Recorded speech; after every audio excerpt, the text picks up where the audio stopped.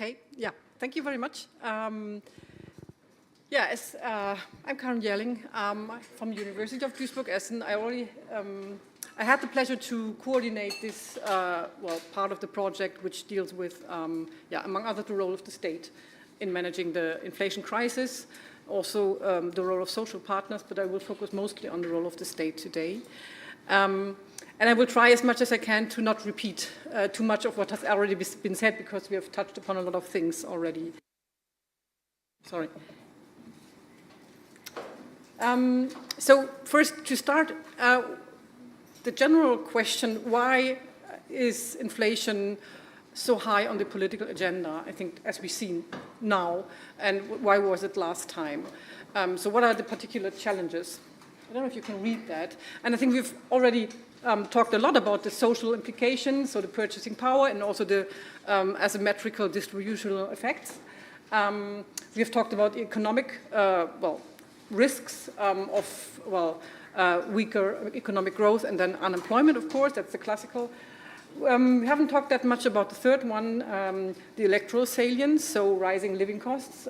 They risk to feed distrust in the incumbent government. So we know from literature that both in the case of Trump and Milei, for instance, the cost of living crisis was part of the explanation for their electoral success. And that is a pattern. So in all of these dimensions, I think the last crisis somehow echoed the general challenges, which were there already for the inflation shocks in the 1970s. But what I'd like to point out is that we have a different environment for this crisis. So you can perhaps say it was a crisis embedded in other crises. In terms of the social crisis, we have had these problems of purchasing power losses, and in the context of persistently high poverty rates or forms of atypical employment, despite, of course, some recovery over the last decade and economic growth, but still the levels of poverty and of precariousness has remained very high. We've seen some exception this morning, for instance, in the case of Spain, but overall, on average, and in many countries, the levels have not dropped very much. Despite this economic recovery. So in terms of the political situation, that has been mentioned as well, the difference to the last time is the electoral success of the far right. And also, very importantly, the weakened social dialogue, so the weakened capacity of trade unions and employers' association to negotiate, etc. And then thirdly, the economic situation. We have already agreed on that the current situation is even less favorable than the previous one, but already the previous one was in the context of post-COVID disruption, deglobalization, the ecological transition also, which is a challenge, in particular regarding the energy prices, rather uneven picture of growth in some countries, weaker growth in others, and a generally more volatile global economy. So the question I want to address in this presentation, based on our reports, is what are the effects of these wider trends on the policy responses and vice versa? So how is the feedback from the inflation crisis on these trends? So, for instance, how do established welfare regimes or social benefit systems impact on the distributive effects and vice versa? Or the influence of the government composition on the distributive profile of and the governance mode of inflation management. So I'll start. We've already, I think I can skip this, the different policy mixes that were used. We distinguish between three types of compensation policies: fiscal policies, social policies, and price policies. Price policies well, all the policies that directly affect the prices of certain commodities, in particular energy, but also rents. We've heard about that. I will not really treat the wage policies. We've heard about this minimum wage policies. They're going to be also addressed by Robbie Riedel here, for instance. So I will skip this a bit and instead focus on what we term compensation policies. So regarding the social context, I think one remarkable finding is that all countries, across all countries, or 5 countries that we looked at, the compensation policies were a very important alternative to restrictive monetary policy and large-scale wage increases, because these risk particularly these economic problems. But there was different policy mixes. What I also think is interesting that the concern for fiscal sustainability was weaker this time, or weaker than in the previous decade, let's say, due to a variety of reasons: a robust macroeconomic situation in some countries, a suspension of fiscal discipline in others, also at the European level, the Next Generation EU was mentioned, and also in some countries, or just in one country actually, a combination with measures which refinance these expenditures, so the windfall tax in Spain, for instance.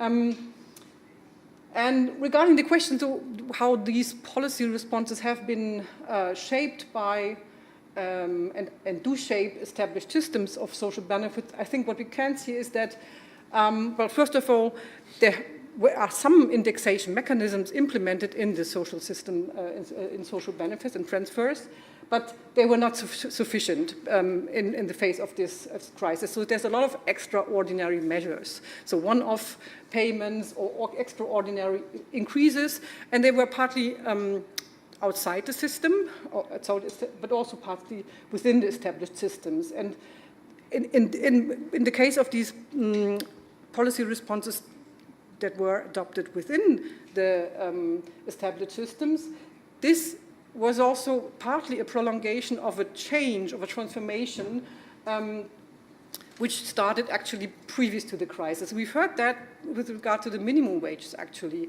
over the day. So both in the case of Poland, Spain and Germany, this, let's say, this changing role of minimum wage towards higher levels, securing a decent standard of living, or even a fairness as compared to other wages. This has started previous to the crisis, and the inflation crisis has somehow, well, contributed or supported this change, we can say, but it has not originated in the crisis. Also, the benefit system in Poland, for instance, had established a family benefit, which was a universal benefit. It was mentioned today, previous to the crisis, and it was used also as part of the crisis in order to avoid purchasing power losses, but in a universal way, because this is the system that was in place. Whereas other systems, like the German means-tested benefit system, was also used. So, but there was more in a targeted manner, if you want, because it was it was means-tested. So you can see that there is some influence where these established systems were used. And I think, as I said, the crisis has not really initiated a change towards a more inclusive or more policies targeting lower income populations, but it has certainly helped to reinforce and support this trend, if you can speak from a trend. I will touch upon that later on. And, well, the outcome is, still a very, we have already talked about that as well. Some countries, they had adopted a more targeted approach, sometimes very modest, like in Denmark, sometimes more generous, like in Spain.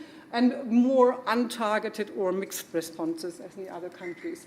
I'd like to highlight, and it's not because, yeah, there's some overlap with the presentation of this morning, so the Spanish exception or Iberian exception, or we can perhaps say really the Spanish exception more encompassing because it was not restricted to this particular instrument of the gas price, but also several accompanying measures which were really, not all of them very targeted at the beginning, but they seem to have been a sort of a learning journey where measures became more targeted towards vulnerable groups. And such measures like a rent cap, for instance, is, I think, something that we haven't seen in the other countries. So, and the outcome is really quite remarkable. Well, for instance, inflation dropped very quickly, not only because of these measures, of course. There are other, but yeah, a lot of, I'd say, well-designed and targeted measures reaching most vulnerable groups.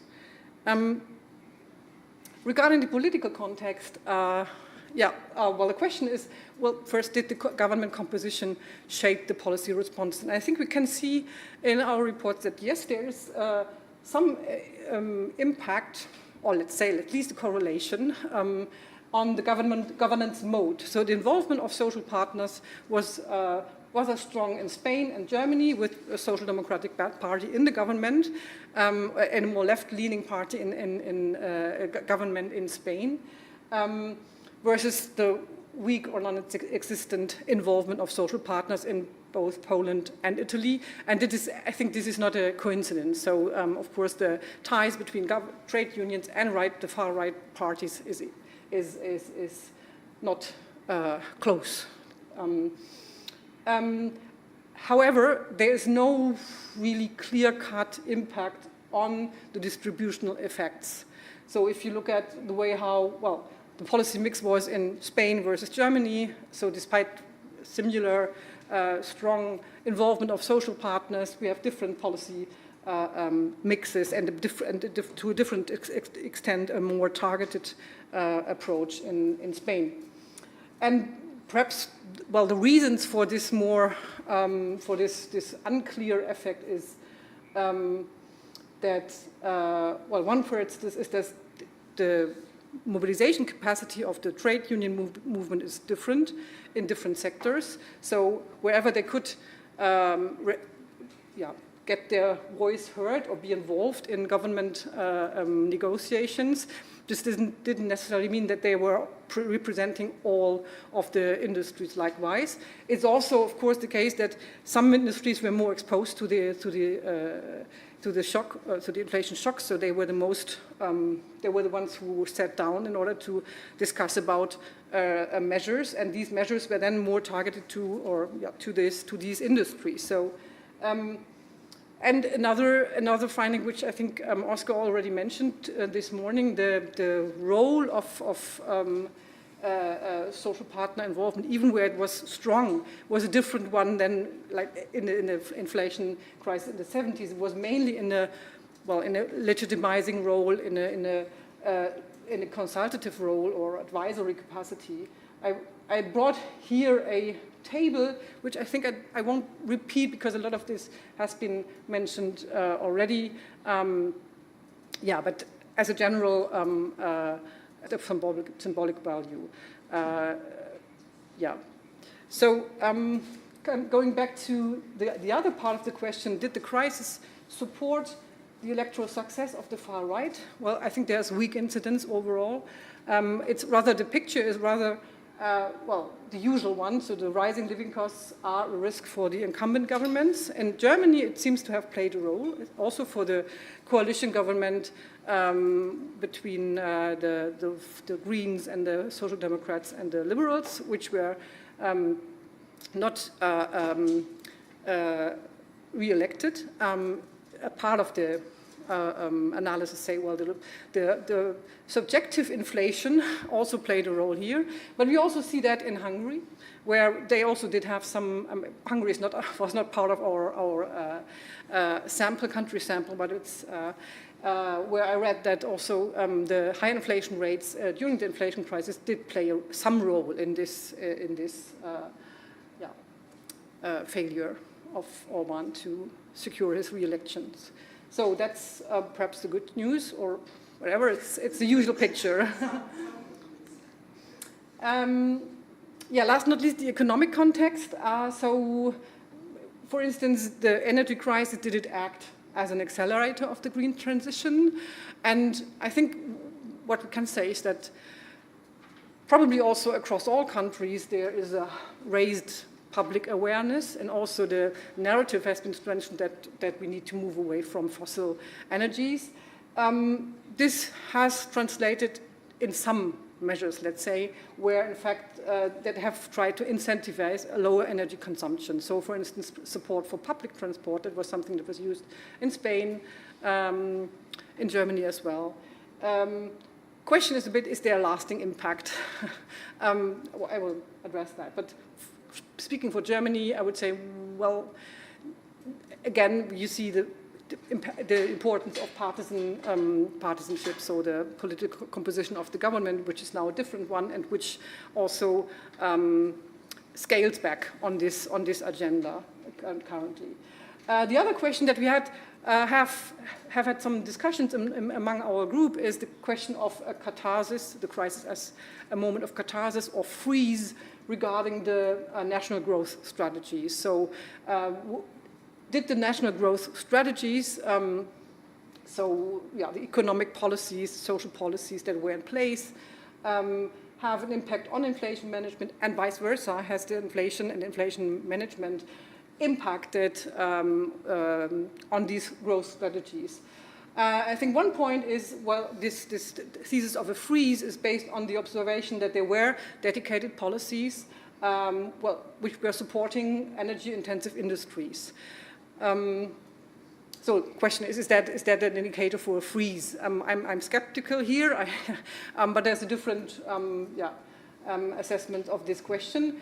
And then the other point which would rather talk towards this catharsis thesis is that the fiscal expansion, I think, is a very important aspect, which has also, this has not started with the inflation, but it has continued over the inflation.